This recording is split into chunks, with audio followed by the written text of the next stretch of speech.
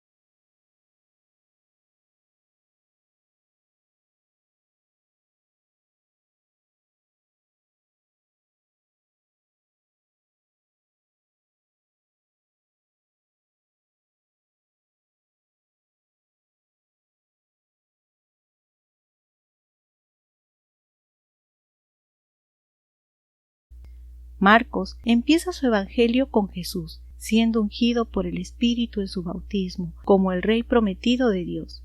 Luego, este Rey estableció su fidelidad y su autoridad en la tentación en el desierto. Después del arresto de Juan, Jesús empezó a proclamar el reino de Dios, mostrando su autoridad como el Rey en varias formas. Los pescadores que llamó respondieron inmediatamente. Los espíritus malos lo obedecieron, sanó las enfermedades. En vez de disfrutar la popularidad en Capernaum, Jesús extendió su proclamación del reino a otras partes de Galilea. Al mismo tiempo, extendió las demostraciones de su autoridad real, limpia la impureza del leproso y, aún más escandaloso, perdonó el pecado de un paralítico. Por esto Jesús llamó también a un recaudador como uno de sus discípulos. Como consecuencia, el rey tuvo 3 discusiones acerca de su autoridad de interpretar la ley como el enfoque del cumplimiento de los planes de Dios. Luego, Jesús envió a sus discípulos a expandir la proclamación del reino, que resultó en la confusión de la identidad de Jesús. ¿Es un loco o una persona mala? Pero Jesús afirmó su dedicación a su misión, a liberar a los atrapados por el maligno. Entonces aquellos que siguen su enseñanza están en lo cierto. Para dar seguridad a sus discípulos sobre las variadas respuestas, Jesús contó 4 parábolas acerca del reino de Dios. el sembrador comunicó que los que se mantienen fieles a Jesús, aunque otros lo rechacen, tendrán una fe más firme. La lámpara, Jesús en el futuro, va a ser descubierto. La semilla, aunque escondida por el momento, va a crecer hasta la cosecha futura. Finalmente, la parábola de la semilla de mostaza comunicó que el reino de Dios, aunque muy pequeño en aquel momento, va a ser muy grande en el futuro. ¿Cuál es la enseñanza de todo esto? Que debían seguir con el rey y su reino a pesar de las apariencias. Pero a pesar de este fortalecimiento, desafortunadamente los discípulos se rindieron al miedo cuando enfrentaron la muerte en el mar, olvidando quién es Jesús. Jesús siguió proclamando y demostrando su autoridad del reino a los que están en peligro de muerte, un hombre endemoniado, bajo las fuerzas de la muerte, una mujer tocada por la muerte y por eso alejada de la comunidad de Israel, y una niña muerta, pero la gente de su propio pueblo no vio en él más que un humano. Por eso Jesús envió a sus discípulos a salir a proclamar, esta vez con más urgencia, porque el pueblo de Dios necesita un líder. Contrario al rey Herodes, Jesús es el verdadero rey que cuida a sus ovejas, alimentándolas en el desierto como Dios. Ahora, habiendo mostrado a Jesús como el rey verdadero de Israel a través de sus acciones, entre el final del capítulo 6 hasta la mitad del 8, cuando Pedro afirma la identidad de Jesús como el Cristo, Marcos presenta una serie de respuestas a Jesús por parte de Israel. Esta fe, mostrada por contrastes sorpresivos y curaciones como símbolos, comunica qué fe es necesaria para que los discípulos se mantengan fieles a Cristo durante el conflicto y las pruebas que vienen.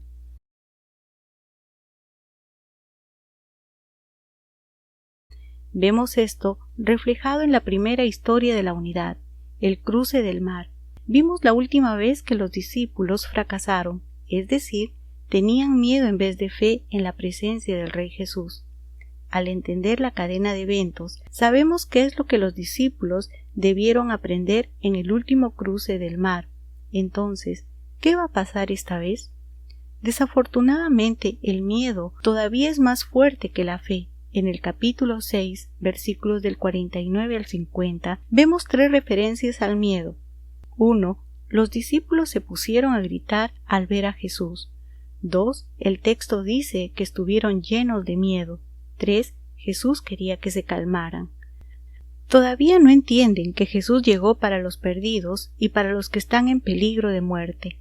Marcos presenta a Jesús como Dios por su uso del yo soy y por su movimiento de pasarlos de largo, 2 referencias a interacciones entre Dios y Moisés en el Pentateuco. La primera está en la preparación de Moisés en Éxodo, en la que Dios revela su nombre. Pero Moisés insistió: supongamos que me presento ante los israelitas y les digo, el Dios de sus antepasados me ha enviado a ustedes. ¿Qué les respondo si me preguntan, ¿cómo se llama? Yo soy el que soy, respondió Dios a Moisés, y esto es lo que tienes que decirles a los israelitas: yo soy, me ha enviado a ustedes. La segunda está después, cuando Moisés pide que Dios le muestre su grandeza. Cerca de mí hay un lugar sobre una roca, añadió el Señor, puedes quedarte allí. Cuando yo pase en todo mi esplendor, te pondré en la hendidura de la roca y te cubriré con mi mano hasta que haya pasado. Luego retiraré la mano y podrás verme la espalda, pero mi rostro no lo verás. Y la acción de esto está en Éxodo capítulo 34 versículos del 5 al 6. El Señor descendió en la nube y se puso junto a Moisés. Luego le dio a conocer su nombre. Pasando delante de él, proclamó: el Señor, Dios clemente y compasivo, lento para la ira y grande en amor y fidelidad. Entonces podemos ver que Marcos quiere presentar a Jesús como Dios poderoso y que los discípulos deberían haber confiado en Jesús como Dios que rescata a los que están frente a la muerte. Como lectores, sabemos que la cruz viene pronto, entonces este cruce eleva la atención. ¿Van a tener fe los discípulos cuando venga la cruz?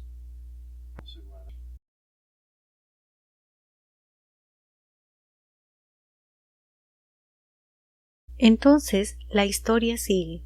En los primeros 27 versículos del capítulo 7, por la discusión acerca del rito de limpiar las manos antes de comer, por eso la imagen de un jabón en la mano, vemos que los líderes de Israel son también líderes falsos, por colocar las tradiciones de los ancianos sobre el Antiguo Testamento. Versículo 5 dice: ¿Por qué no siguen tus discípulos la tradición de los ancianos en vez de comer con manos impuras? Jesús los corrigió acerca de la naturaleza de la impureza. Sale del interior y no entra desde el exterior. Además, Jesús los desafía por su codicia al aconsejar que los judíos den su dinero al templo en vez de cuidar a sus padres, en contraste con la enseñanza de las Escrituras. Entonces, en este punto de la historia, los discípulos, los líderes y la gente no tienen fe en Jesús el Rey. Por eso, Marcos presenta un contraste sorpresivo: una mujer gentil. Este evento muestra la importancia de la geografía. Marcos supone que sabemos que las ubicaciones de estos próximos eventos son lugares gentiles. La mujer gentil, como todos los otros suplicantes, entiende que Jesús es más que solo un hombre con poder, también tiene autoridad como el Rey prometido. Vemos esto en la respuesta al comentario de Jesús acerca de la necesidad de enfocar el ministerio del Mesías judío a los judíos en vez de a las naciones. Ella respondió en el versículo 28: Sí, Señor, respondió la mujer, pero hasta los perros comen debajo de la mesa las migajas que dejan los hijos. La mujer sabe algo acerca de las promesas de Dios sobre la salvación de las naciones por el Rey de Dios. Por entender quién es Jesús, Él sana a su hija.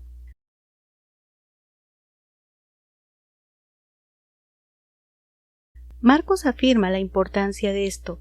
Es el aspecto gentil que separa la curación del tartamudo en el versículo 31 al 37 de las otras curaciones.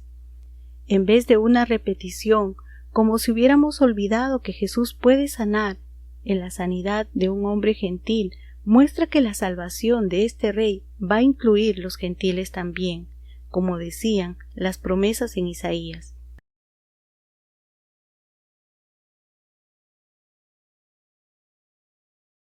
Por eso tenemos la repetición del milagro de la alimentación a 4,000 al principio del capítulo 8. Jesús es el pastor que se preocupa por su pueblo. En este caso, el pueblo es gentil. Al mismo tiempo, este evento es como un pequeño examen para los discípulos, pero a diferencia del episodio anterior, esta vez es Jesús quien presenta el problema de la falta de comida. Pero los discípulos no tienen fe en quién es Jesús, a pesar de su experiencia con los 5,000. El versículo 4 dice: Los discípulos objetaron: ¿Dónde se va a conseguir suficiente pan en este lugar despoblado para darles de comer?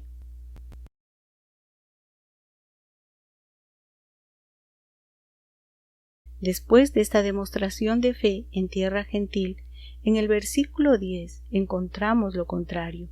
Llegaron los fariseos y comenzaron a discutir con Jesús. Para ponerlo a prueba, le pidieron una señal del cielo. La petición de una evidencia que demuestre que Dios le aprueba es un resumen de la situación de Israel. Nadie tiene fe que Jesús es el Rey prometido de Dios.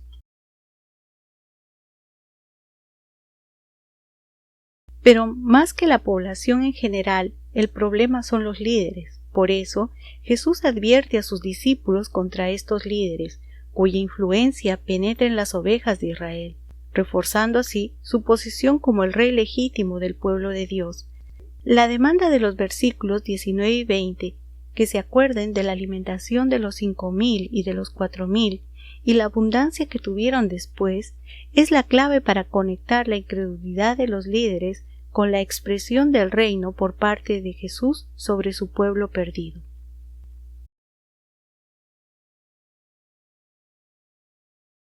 Que los discípulos todavía no entienden es ilustrado por el próximo milagro de Jesús. En el capítulo 8, del 22 al 26, Jesús sana a un ciego en 2 pasos. El hecho de que Jesús había sanado ciegos anteriormente en este Evangelio muestra que el nuevo elemento, sanar en 2 pasos, es el enfoque importante. Vea el versículo 23. Después de escupirle en los ojos y de poner las manos sobre él, le preguntó: ¿Puedes ver ahora?